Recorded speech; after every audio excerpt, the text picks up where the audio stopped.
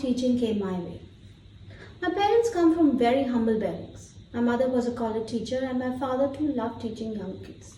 So the love for teaching came naturally to me. And today, me being where he was, I can completely relate to what he must have felt.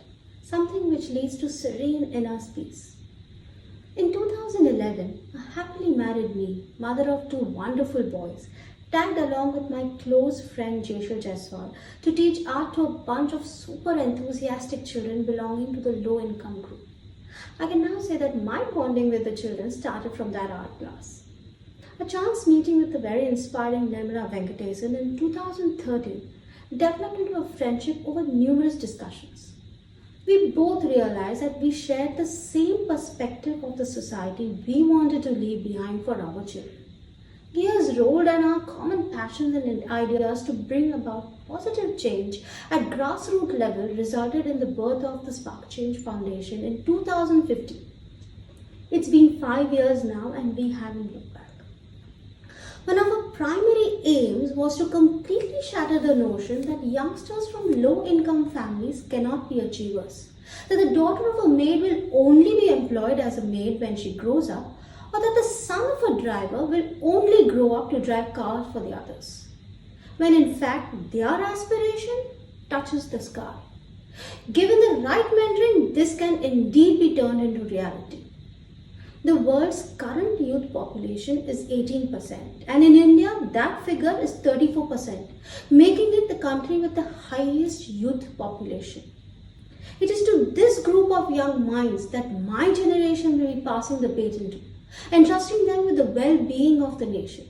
But within this population of youth, there is a huge inequality gap that disallows these able minds to work in unison. And this makes us think, what can we do to enable these youngsters who are energetic, hardworking and intellectual to work collectively with their peers across stratas? How best can we provide the right platform for them to flourish and lead the nation into better pastures? And this thought is from where Spark Change's motto is born.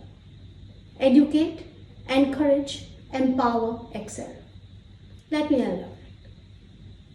Curricular and co-curricular education play a key role in narrowing the inequality gap, whether it is income-based or gender-based. The combination of the two verticals of education can enhance and polish the different facets of the youth if delivered correctly. Akash, a first-generation learner, started studying with SAC when he was in grade 9. A smart mind like most of his age are, but always ready to make mischief. But our volunteers were very patient and encouraging. As he started seeing improvement in his scores at school, Akash changed. It was a pleasant surprise to see him take responsibility and be disciplined, not only with himself but with all around him. Today, 5 years down, Akash has become a volunteer himself. He goes to one of the good colleges and has done several odd jobs to pay his college fees. He plays baseball for his college and state and aims to hold a diploma in sports management. I have no doubt he will fulfill his aspirations.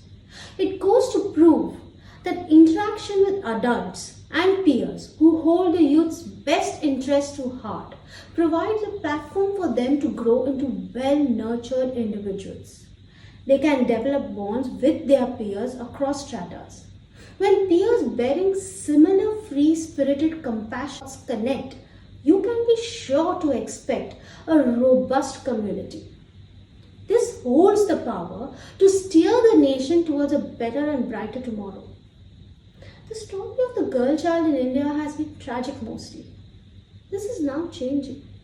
49% of India's young are females, and if each and every one of these girls are educated and empowered to go on to lead a life of not just self-sustenance but matching every young man penny for penny, it has the potential to catapult India into economic stratosphere. So if you see, it's a micro thought of imparting meaningful education at grassroots levels that has the power to trigger a huge impact of narrowing the inequality gap, resulting in the youth working shoulder to shoulder with peers from other stratas of society and gender. Chasm of inequality, aiming for a common goal of progress. such as Trinity Speech and Drama, it is unthinkable that underprivileged kids going to English schools can score 94% in their level 1 speech exams. Let alone believe that students from vernacular medium school can go score a 90% at their level 1 drama exam. But our volunteers' belief and persistence got Om Prakash and Nishtya, one from Hindi medium and the other from Urdu medium, a score that made us change our perceptions. Take the case of Ratna, name changed. An excellent student who came to us demotivated and fighting depression. Her situation at home had affected her studies and she had lost her sponsor. Her self-belief was shaken, but our belief in her wasn't. With the new condition of bettering her health, working only on her studies, bringing all her volunteers, Ratna slowly headed back into the world, Bachelor's of Accounting and Finance. Currently, she is in her final year, much happier and ready to take the world.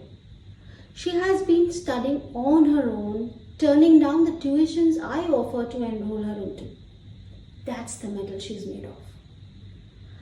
Constant encouragement is the need of the hour for this group of children because most of them are first generation learners or are dealing with the problems on day-to-day basis. A caring nudge towards the right direction can bring in the confidence they need to build their future.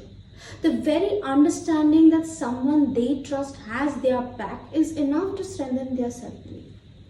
A good facilitator will always see to it that at every juncture, the child is encouraged to take a leap of faith to achieve a larger goal.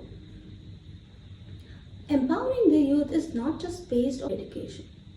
It also heavily depends on what other than education can they bring on the table. Skill development is one of the most important facets of this.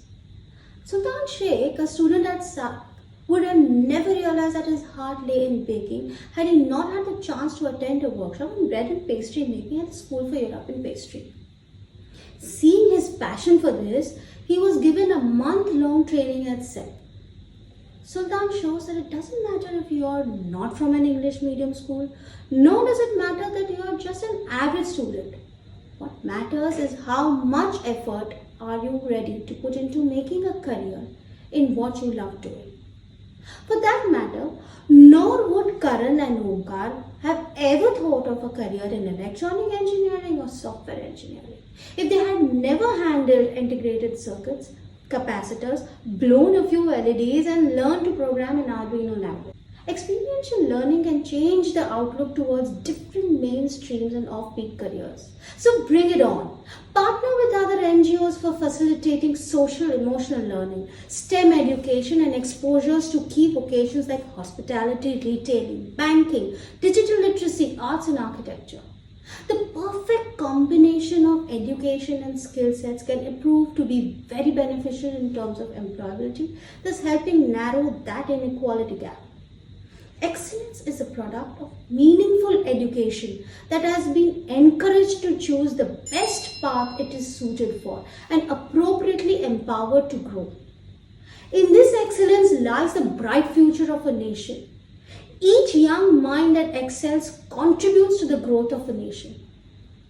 To excel is not just about financial benefits. It's about being the best at what you love the most.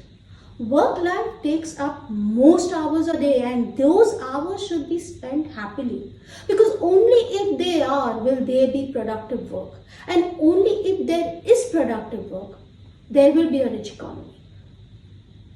Career guidance at the right time can help the youth plan their steps towards a great future. As I speak, some of the children whom I have seen grown into young adults have started their flight towards their dream careers. And many at the threshold of adulthood hold aspirations to be photographer, event manager, secretary, teacher, paramedic or singer. Let's try to bring them an array of vocations so that they are not confined to the cliched sectors. And so I come back to what I had said before.